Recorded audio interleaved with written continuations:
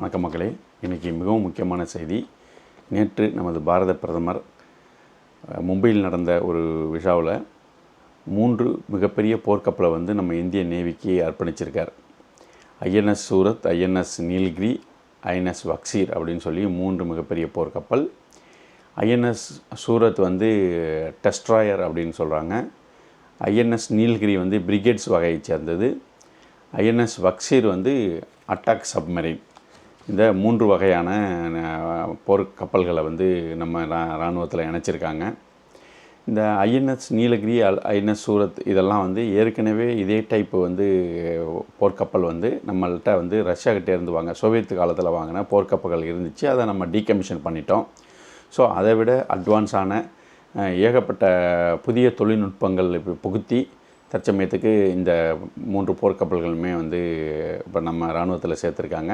இது 3மே ஸ்டெல்த் தொழில்நுட்பத்தை உட்புகுத்தி cutting edge technology அப்படின்னு சொல்லுவாங்க. அதை இந்த 3 போர்க்கப்பலையும் பயன்படுத்தியிருக்காங்க. ஸோ இந்த கப்பல்கள் கடலில் மிதக்கையில் எதிரிகளோட ரேடாரில் இந்த கப்பல்கள் இப்போ கண்டுபிடிக்க முடியாது. ஸோ இன்விசிபிள் போர்க்கப்பல் அப்படின்னு இதை சொல்லலாம். இது இந்த ஸ்டெல்த் டெக்னாலஜி இது பண்ணி இம்ப்ளிமெண்ட் பண்ணியிருக்காங்க. பொதுவாக கப்பலை பார்த்திங்கன்னா மேல் தளத்தில் பார்த்திங்க அப்படின்னா இந்த மூரி ரோப்ஸ்ன்னு சொல்லியிருக்கும். முன்னாடியே நம்ம தேர் வடத்தை பிடிச்சி இருக்கிற மாதிரி மிகப்பெரிய ரோப்லாம் மேலே வச்சுருப்பாங்க. அதை வச்சு தான் அவங்க இந்த ஆங்கர் பண்ணுவாங்க. இல்லை அப்படின்னா செயின்ஸ் இருக்கும். ஸோ அந்த கப்பலோட மேல் தளத்தை பார்த்திங்க அப்படின்னா எல்லாமே அப்படியே ஃப்ளாட்டாக இருக்கும். ஏன் அப்படின்னா அது எல்லாமே உங்களுக்கு கப்பலோடைய அடித்தளத்தில் வச்சுருக்காங்க. என்ன ரீசனுக்கு அப்படின்னா எந்த ஒரு ரேடார்லேருந்து ஒரு சிக்னல் இதில் நம்ம கப்பல் மேலே பட்டுச்சு அப்படின்னா அது ரிஃப்ளெக்ட் ஆகி திருப்பி அதால் கேப்சர் பண்ண முடியாது. ஸோ அதை நம்ம கப்பலோட இந்த கட்டுமான தொழில்நுட்பத்தில் என்ன பண்ணியிருக்காங்கன்னா அதுதான் கட்டிங் எட்ஜ் தொழில்நுட்பம் அப்படின்னு சொல்கிறாங்க. அது நம்ம கப்பல் மேலே அந்த எதிரி நாட்டோட ரேடாரோட சிக்னல் பட்டுச்சு அப்படின்னா அது பிரதிபலித்து அதை கடலுக்குள்ளே தள்ளிடும். ஸோ அதை திருப்பி அந்த ரேடாரால் அப்சர்வ் பண்ண முடியாது. ஸோ அந்த மாதிரியான ஸ்டெல்த் தொழில்நுட்பத்தை இந்த 3 கப்பல்களுமே இன்க்ளூடிங் இந்த சப்மரீன் அட்டாக் சப்மரீன்லேயும் இதை செஞ்சுருக்காங்க. இதில் பார்த்திங்க அப்படின்னா 15A அப்படிங்கிறது ப்ராஜெக்ட் 15A அப்படின்னு சொல்லக்கூடிய இது குஜராத் ஐஎன்எஸ் சூரத் ஐஎன்எஸ் சூரத் இந்த போர்க்கப்பல் இது ஒரு டெஸ்ட்ராயர் அப்படின்னு சொல்கிறாங்க. இது பார்த்திங்க அப்படின்னா எல்லா விதமான மிசைல்ஸும் தாங்கி போகுது. பிரமோஸ் இருக்குது, ஆன்டி ஷிப் மிசைல் இருக்குது, டார்பிடோ அப்படின்னு கேள்விப்பட்டிருப்பீங்க. டார்பிடோ அப்படின்னா எந்த ஒரு கடலில் கப்பல் போயிட்டு இருந்தாலும் அதை ஏவிட்டாங்க அப்படின்னா அங்கே அந்த எதிரி கப்பலை தாக்கி அழிச்சிரும். ஸோ டார்பிடோ இருக்குது. நம்ம உள்நாட்டிலே தயாரித்த பிரமோஸ் இருக்குது. ஆன்டி ஷிப் மிசைல் இருக்குது. இந்த ஆன்டி ஷிப் மிசைல் கடலில் எதிரியோட கப்பல் போணுச்சு அப்படின்னா இதை லான்ச் பண்ணால் போதும். அது அப்படியே போயிட்டு எதிரியோட கப்பலை டெஸ்ட்ராய் பண்ணிடும்.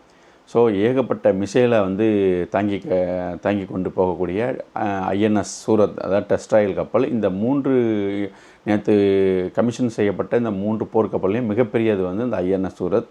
கிட்டத்தட்ட 17,000 டன்ஸ் இந்த இது தாங்கி போகுது. அந்த அளவுக்கு எடை அதிகமாக இருக்கக்கூடிய போர்க்கப்பல் இது. இதுலேயுமே பார்த்திங்க அப்படின்னா ஸ்டெல்த் தொழில்நுட்பம் இது கடலில் மிதக்கிறப்ப எந்த ஒரு நாட்டு ரேடாராலையும் இதை கண்டுபிடிக்க முடியாது. இது விசாகப்பட்டினம் கிளாஸ் போர்க்கப்பல் அப்படிங்கிறாங்க. பிறகு இந்த விசாகப்பட்டினம் கிளாஸில் இதை சேர்த்துருவாங்க. அதுக்கடுத்து பார்த்திங்கன்னா ஐஎன்எஸ் நீலகிரி ஏற்கனவே நம்மள்கிட்ட இருந்தது. இதே கிளாஸ் நம்ம டீகமிஷன் பண்ணிட்டோம். சோவியத் ரஷ்யாக்கிட்ட வாங்கினது. இப்போதைக்கு நம்மள்கிட்ட இது புதிய டெக்னாலஜி, ஸ்டெல்த் டெக்னாலஜி, பிரிகேட்ஸ் வகையோடது. இது என்ன பிரிகேட்ஸ் வகைன்னு பார்த்திங்கன்னா இதோட ஒரு தளத்தில் மட்டும்தான் அட்டாக் வெப்பன்ஸ் இருக்கும். இதுலேயுமே ஆன்டிஷிப் மிசைல் இருக்குது, டார்பிடோஸ் இருக்குது, ப்ரமோஸ் இருக்குது. எல்லா வகையான அட்டாக் இது இருந்தாலும் அந்த குவான்டிட்டி வைஸ் டெஸ்ட்ராயரில் அதிகமாக இருக்கும். இதில் ஃப்ரிகேட்ஸில் கம்மியாக இருக்கும். ஏன் ஃப்ரிகேட்ஸில் கம்மியாக இருக்குன்னா ஃப்ரிகேட்ஸ் ஒரு உளவு கப்பல் மாதிரி. இது எப்படின்னா கடலில் மிதந்துக்கிட்டே ஈஸியான ரூட்ஸு எந்த ரூட்டில் சப்மரீன் போகலாம், இது போல் எதிரி நாட்டு கப்பல்கள் எவ்வளோ தூரத்தில் இருக்குது, அது என்னென்ன மாதிரியான வெப்பன்ஸை கேரி பண்ணி வருது, இது போன்ற உளவு தகவல்களை சேகரிக்கக்கூடியது பிரிகேட்ஸு.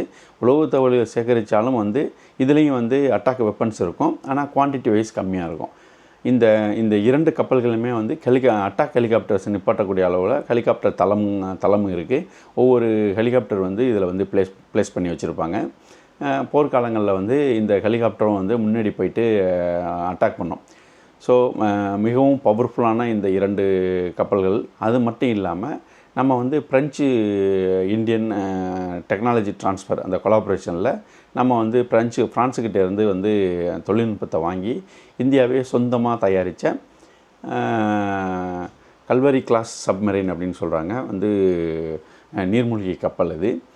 இதுவும் வந்து டெல்த் டெக்னாலஜி. இதில் என்ன மிகப்பெரிய ஒரு இதில் வந்து நமக்கு சந்தோஷப்படக்கூடிய விஷயம் என்ன அப்படின்னா, இந்த 3 கப்பல்களுமே இந்தியாவிலேயே தயாரிக்கப்பட்ட கப்பல். கிட்டத்தட்ட 95% பொருட்கள் வந்து இந்தியன் மேடு திங்ஸை வச்சு நம்ம வந்து இந்த போர்க்கப்பல்களை தயாரிச்சிருக்கோம். இந்த சப்மரீன் அட்டாக் சப்மரீனும் வந்து full and full BrahMos, torpedoes, anti ship missiles இது வந்து மிக கடுமையான அளவில் வந்து கேரி பண்ணிக்கிட்டு போகுது. இது வந்து கேஸ் டர்பைன் கேஸில் இயங்கக்கூடிய கல்வரி கிளாஸு சப்மரீன் இது. ஸோ இது 3 இந்த போர்க்கப்பல்களுமே வந்து நம்ம இந்திய பெருங்கடலை பாதுகாக்க, ஏன்னா இந்திய பெருங்கடல் வந்து மிகப்பெரிய பறந்து விரைந்த பகுதி. சமீப நாட்களாக வந்து சைனாவோட ஆதிக்கம் வந்து நேவியில் அதிகமாக இருக்குது. அவங்க வந்து கண்டினியூஸாக வந்து தன்னுடைய நேவியை பலப்படுத்திக்கிட்டே இருக்காங்க. ஸோ நமக்கு வந்து இது ரொம்ப முக்கியம். நேற்று வந்து பிரதமர் இதை வந்து ஓப்பன் பண்ணி வைக்கல. என்ன சொல்லியிருக்காரு அப்படின்னா, மேலும் 60 கப்பல்கள் வந்து ப்ராஜெக்டில் இருந்துக்கிட்டு இருக்கு. அதாவது வந்து கண்டினியூஸாக வந்து தயாரித்து வருஷம் நமக்கு 2 அல்லது 3 கப்பல்கள் வந்து நம்மளுடைய நேவியில் வந்து சேர்த்துக்கிட்டே இருப்பாங்க. 60 கப்பல்கள் தயாரிப்பு பணியில் நடந்துக்கிட்டு இருக்குது. உங்களுக்கு வந்து எவ்வளோ ஸ்பீடாக நம்ம இந்திய நேவிக்கு வந்து இந்த போர்க்கப்பல்களை சேர்க்குறோம் அப்படிங்கிறது ஒரே நாளில் 3 கப்பல் கமிஷன் பண்ணப்பே உங்களுக்கு தெரியும் எவ்வளோ சீரியஸாக இந்திய அரசாங்கம் எடுத்திருக்கு அப்படின்ட்டு. கூடிய விரைவில் வருடத்திற்கு 2-3 கப்பல்கள் நம்மளுடைய நேவியில் வந்து இணைஞ்சிக்கிட்டே இருக்கும் அப்படின்னு சொல்லியிருக்காரு. கிட்டத்தட்ட 60 கப்பல்கள் வந்து இதில் ப்ராஜெக்டில் இருந்துக்கிட்டு இருக்குது. இப்போ சமீப நாட்களாக பார்த்திங்க அப்படின்னா சைனாவோட வளர்ச்சி, நேவியோட வளர்ச்சி வந்து மிகப்பெரிய அளவில் இருக்குது. அவங்க வந்து பார்த்திங்க அப்படின்னா 3வது இது ஏன்னா ஏர்க்ராஃப்ட் கேரியர் அப்படின்னு சொல்கிறது விமானந்தங்கி கப்பலை வந்து அவங்க இதில் இராணுவத்தில் இணைச்சிருக்காங்க. இந்தியாக்கிட்ட வந்து 2 இருக்குது, அவங்கள்ட்ட 3 இருக்குது. அது இல்லாமல் சைனா வந்து மேலும் 2 ஏர்க்ராஃப்ட் கேரியர் அதாவது விமானந்தங்கி கப்பலை வந்து தயாரிச்சுக்கிட்டு இருக்காங்க. அதுவும் கூடிய விரைவில் வந்து இணைக்கிறதா சொல்லியிருக்காங்க. பாகிஸ்தான் வந்து பார்த்திங்க அப்படின்னா இதே ஸ்டெல்த் தொழில்நுட்பத்தில் இருக்கிற டெஸ்ட்ராயர் அட்டாக் சப்மரீன் சரி, டெஸ்ட்ராயர் போர்க்கப்பலையும் சரி சைனாக்கிட்ட இருந்து வாங்குகிறாங்க.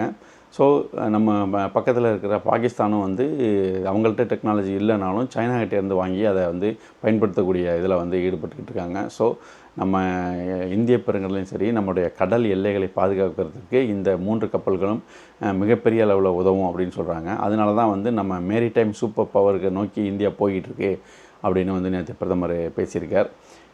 அது இல்லாமல் கிட்டத்தட்ட 2 லட்சம் கோடி ரூபாய்கள் வந்து இந்த நேவி அதாவது போர்க்கப்பல்கள் தயாரிக்கிறதுக்கு வந்து இந்திய அரசு முதலீடு பண்ணியிருக்கு. இது உள்நாட்டிலே தயாரிக்கிறதுனால இந்த 2 லட்சம் கோடி வந்து கிட்டத்தட்ட 3 லட்சம் கோடி அளவுக்கு பணப்புழக்கத்தை வந்து இந்தியாவுக்குள்ளே ஏற்படுத்தும் அப்படின்னு சொல்லி நேற்று பேசியிருக்கார். இந்த ஆத்ம நிர்பார் அதாவது made in India and make in India திட்டத்தின் கீழே வந்து இந்த 3 போர்க்கப்பல்கள் வந்து வெளியாகிருக்கு அப்படிங்கிறது நமக்கு மிக பெருமை தரக்கூடிய விஷயம். மக்களே, மீண்டும் ஒரு நல்ல வீடியோவுடன் உங்களை நாளை சந்திக்கிறேன். நன்றி, வணக்கம்.